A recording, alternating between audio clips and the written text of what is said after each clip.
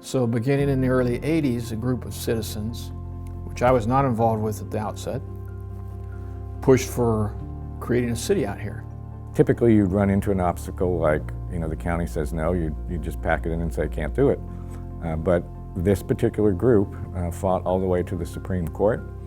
And for any group of people that could hold together for a whole decade and really sacrifice, really said a lot about the residents of this community. Citrus Heights was a forsaken community by the County of Sacramento.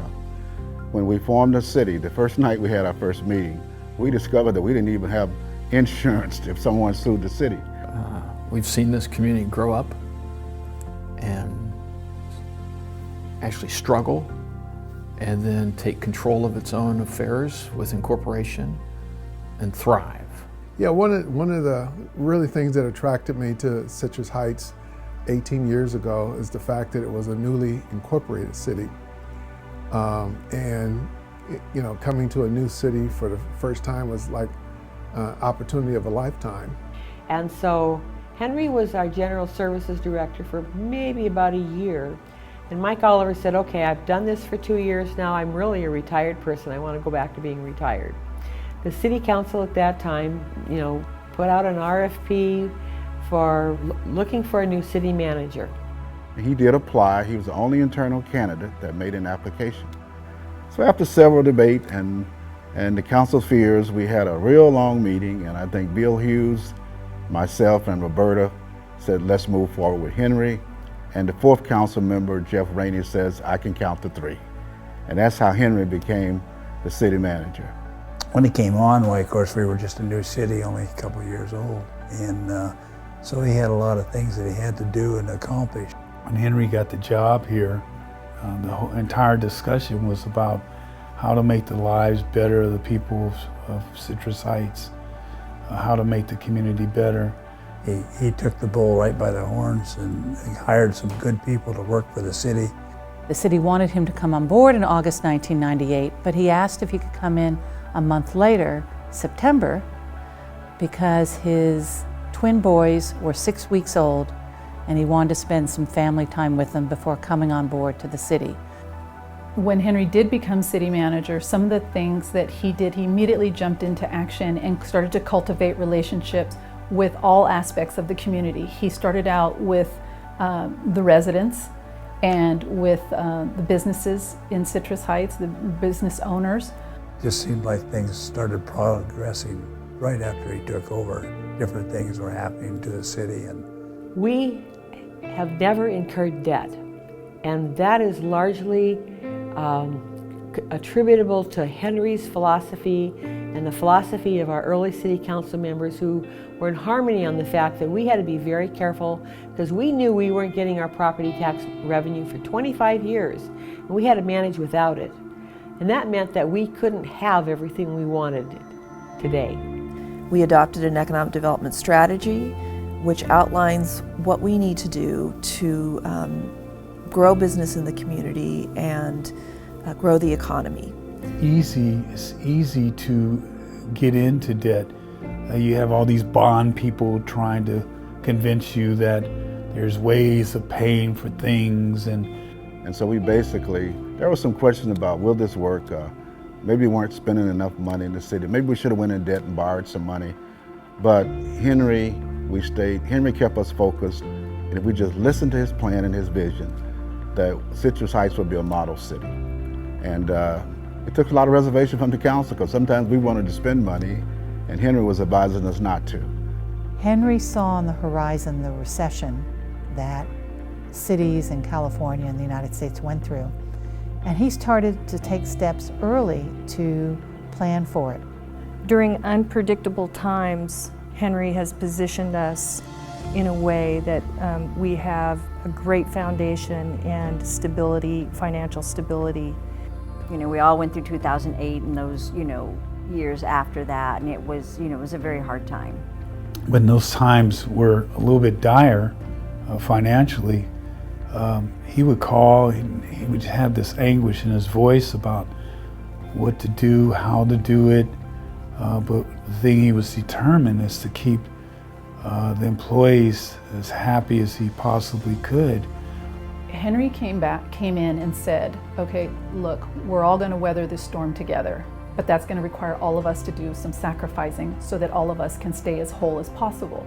So while other cities were, bleeding money, laying folks off, laying staff off, implementing furloughs, we didn't do any of that. Henry's philosophy was, we're all going to sacrifice and everybody's going to keep their job, but we all have to sacrifice in order to make this happen.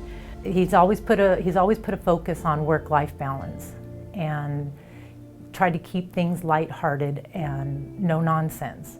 Families matter, people matter. That's not something that can be compromised. Every time we've had a problem, instead of throwing our hands up in the air, they sat down and solved it. And leadership matters.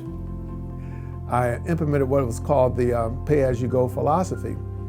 And so once I established that conservative approach to managing the city's financial resources, then I had to establish the top priorities for the city. Options that we had was to contract with the Sacramento County Sheriff's Department. But we discovered after 10 years, our contract kept going up $1 million a year. Henry said, James, we can do better. So we began to lobby the council, and we actually began a process of having our own police department. The community really was not in favor of it initially, but Henry and the council convinced the community this was our only option. And we went back and forth. The sheriff would make a presentation and we'd go, yeah, we should stay with the sheriff's contract.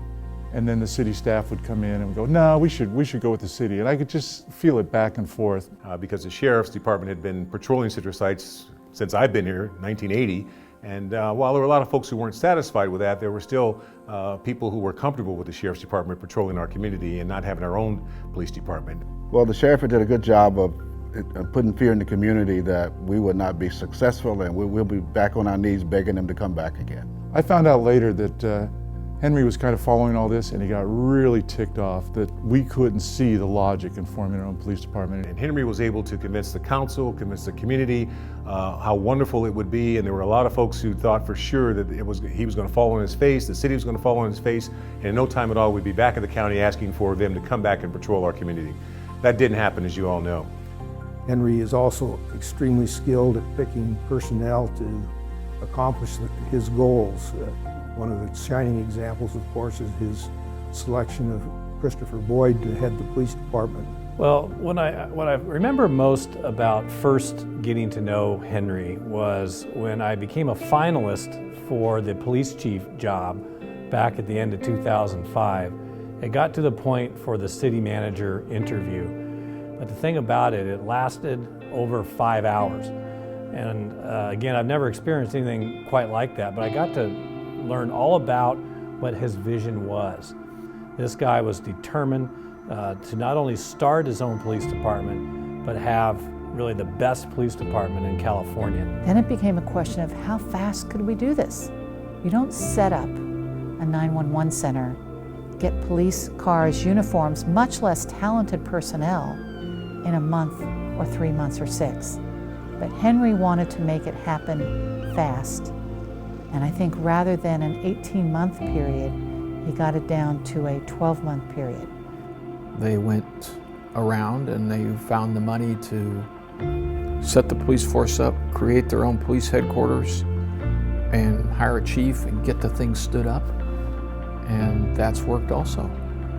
Crime reduction was extremely important. And because of Henry's vision, we've really been able to put in some award-winning and extraordinary cutting-edge crime reduction concepts that have really worked great.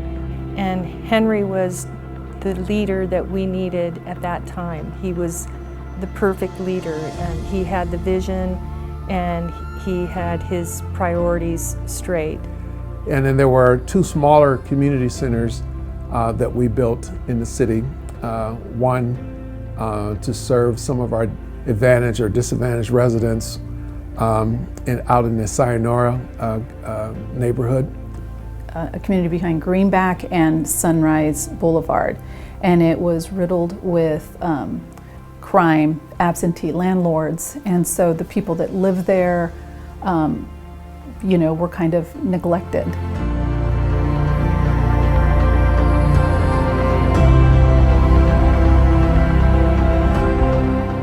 And then we built another smaller center on Sylvan that also provides services to the community. So all these facilities that we built at that time, we built with cash.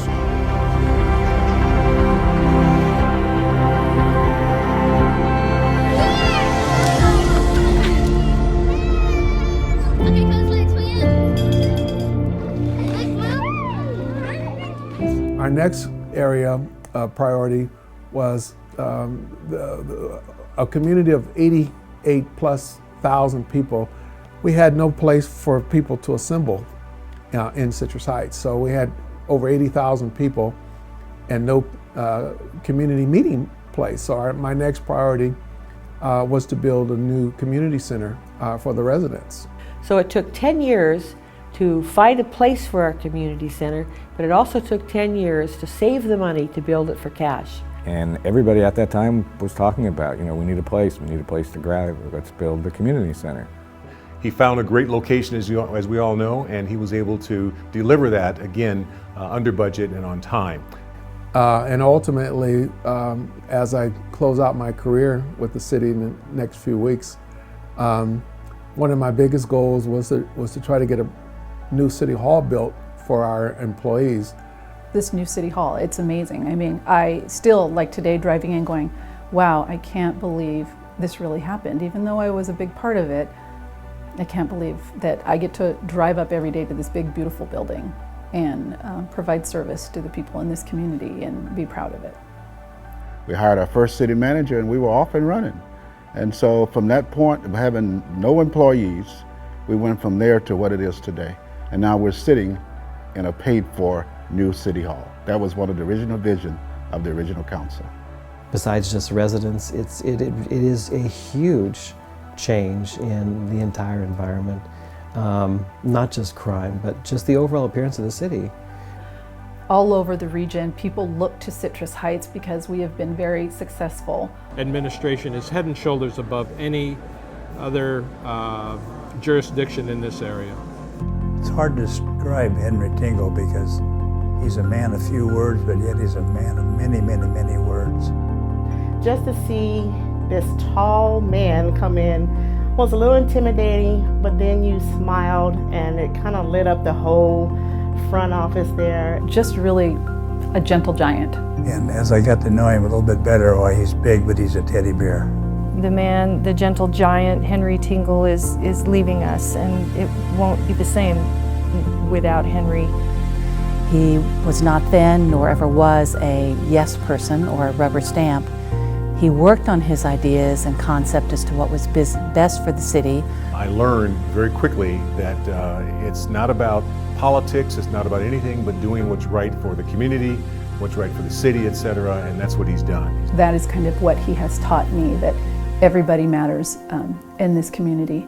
When he was hiring me, that the vision was to serve our community with the highest levels of customer service, that when the citizen calls or comes into the police department, they were the most important person in that moment. So I just have a grateful heart that I've been part of the history of Citrus Heights during the Henry Tingle era, and that as I, live out the rest of my life here and go about my business here, I can point to things and know that his hand touched it, and that the part that he played in creating and growing and giving us the quality of life that we enjoy here will stay with us long after he is retired. We're really going to miss Henry, I'll tell you. Chris has got some big shoes to fill because Henry has been just super for our city.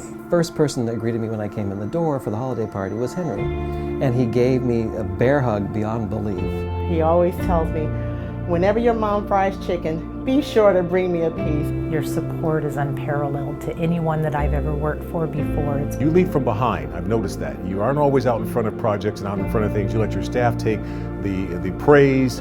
I don't know if I have words that are adequate to express how I feel about you. The city will miss you, the council will miss you. And you're not just a nice person, you are a good person. A real pleasure and a delight to work with you. It excels, and Henry is one of the top city managers in the region, probably this nation. A city that's never been in debt, a city that's paid for everything by cash. No one has topped that. We have to get better at fishing. Now's the time.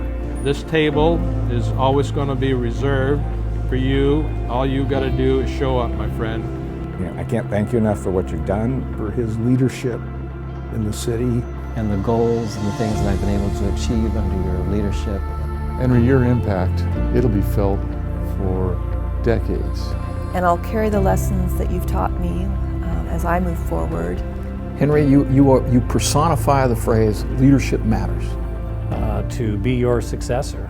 There's no greater honor for me than to take over as city manager and carry on your tremendous legacy. And one final thing I just wanted to make sure you know, I'll never go into debt. I can assure you that. How you doing, Dad? It's been a long 18 years, but congratulations on your retirement, man. You really deserve it. I see you work hard my whole life, man. I'm glad to see you be able to relax and go hang out with moms, go do something fun.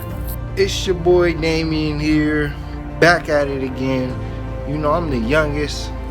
We grown up now, we got tattoos and stuff, but congratulations. No more riding on bikes, no more hospital bills. Go fishing or something, don't do anything active. Love you very much, Pop. You don't know how much it meant to me seeing you put that suit on every morning. This is your night. I know you really deserve it. We're reporting live from Waikiki. I wish I was there. I know I'm looking a little too scruffy. Wish I was looking a little bit better, but I've been working. All right, love you guys. You guys all have a good one. Again, I am so proud of you for the work that you have done.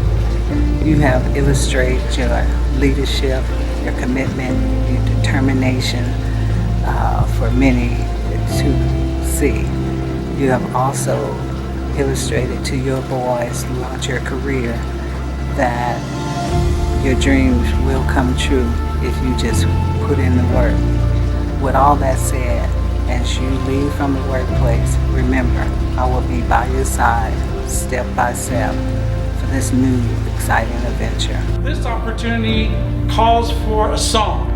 And so on the count of 3, I think we should all sing for He's a Jolly Good Fellow.